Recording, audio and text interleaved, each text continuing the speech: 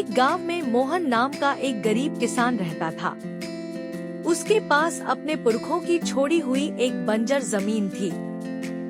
गांव वाले रोज उसका मजाक उड़ाते और कहते कि इस जमीन को बेचकर कहीं और खेती कर लो, लेकिन मोहन हमेशा यही कहता कि मेहनत कभी बेकार नहीं जाती। वह हर दिन सूरज निकलने से पहले खेत में पहुंच जाता और शाम तक मिट्टी खोदता रहता। एक दिन लगातार मेहनत करते करते उसकी कुदाल जमीन के अंदर किसी सख्त चीज से टकराई। जब उसने मिट्टी हटाई तो वहां से एक चमचमाता हुआ चांदी का घड़ा निकला। गुस्से में उसने अपनी कुदाल उसी घड़े में फेंक दी और थककर वहीं बैठ गया। शाम को जब वह कुदाल निकालने लौटा तो उसकी आंखें फटी की फटी रह गईं, क्योंकि घड़े के अंदर उसकी जैसी 100 कुदालें रखी थी। उसे विश्वास नहीं हुआ, इसलिए उसने एक आलू घड़े में डाला और देखते ही देखते घड़ा 100 आलूओं से भर गया। अब उसे समझ आ गया कि यह कोई साधारण घड़ा नहीं बल्कि जादुई घड़ा है। वह उसे घर ले आया और छोटी छोटी चीजें डालकर उनकी 100 प्रतियां बनाने लगा। कुछ ही दिनों में उसके घर में अनाज, कपड़े, फल, मसाले और धन दौलत की भरमार हो गई। लेकिन जैसे जैसे दौलत बढ़ती गई, वैसे वैसे उसका स्वभाव बदलता गया।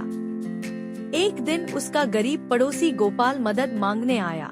उसने कहा कि उसकी पत्नी बीमार है और घर में खाने के लिए एक दाना भी नहीं है।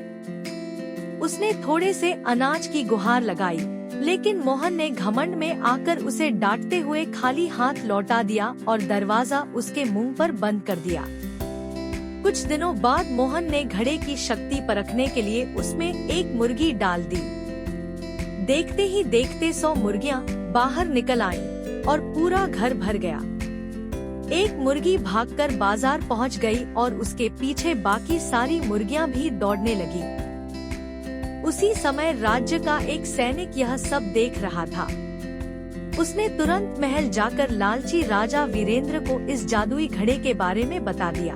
राजा ने बिना देर किए अपने सैनिकों को आदेश दिया कि मोहन और उसका घड़ा तुरंत महल में पेश किए जाएं। मोहन समझ गया कि राजा की नीयत ठीक नहीं है, फिर भी वह घड़ा लेकर महल पहुंच गया।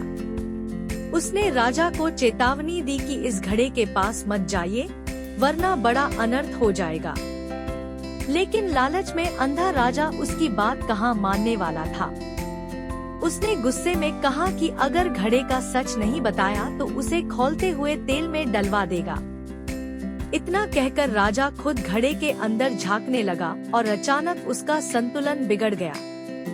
वह सीधे घड़े के अंदर गिर पड़ा। अगले ही पल महल में एक नहीं बल्कि 100 राजा वीरेंद्र खड़े थे। सभी खुद को असली राजा बताने लगे। देखते ही देखते उनके बीच भयंकर लड़ाई छिड़ गई। तलवारें चली और लालच में अंधे सभी राजा एक दूसरे को मारते हुए खत्म हो गए। यह सब देखकर मोहन को समझ आ गया कि यह घड़ा वरदान नहीं बल्कि अभिशाप है। वह दौड़कर घड़े के पास गया और पूरी ताकत से उसे जमीन पर पटककर तोड़ दिया। घड़ा टूटते ही उसका जादू हमेशा के लिए खत्म हो गया। मोहन अपने गांव लौट आया और फिर से ईमानदारी और मेहनत के साथ खेती करने लगा। कुछ ही समय बाद उसकी बंजर जमीन पर हरी भरी फसल लहलहाने लगी। तब उसे एहसास हुआ कि असली दौलत किसी जादुई चीज में नहीं बल्कि इंसान की मेहनत, ईमानदारी और अच्छे कर्मों में होती है। तभी से मोहन ने कभी किसी जरूरतमंद को खाली हाथ नहीं लौटाया और सादगी के साथ खुशहाल जीवन जीने लगा।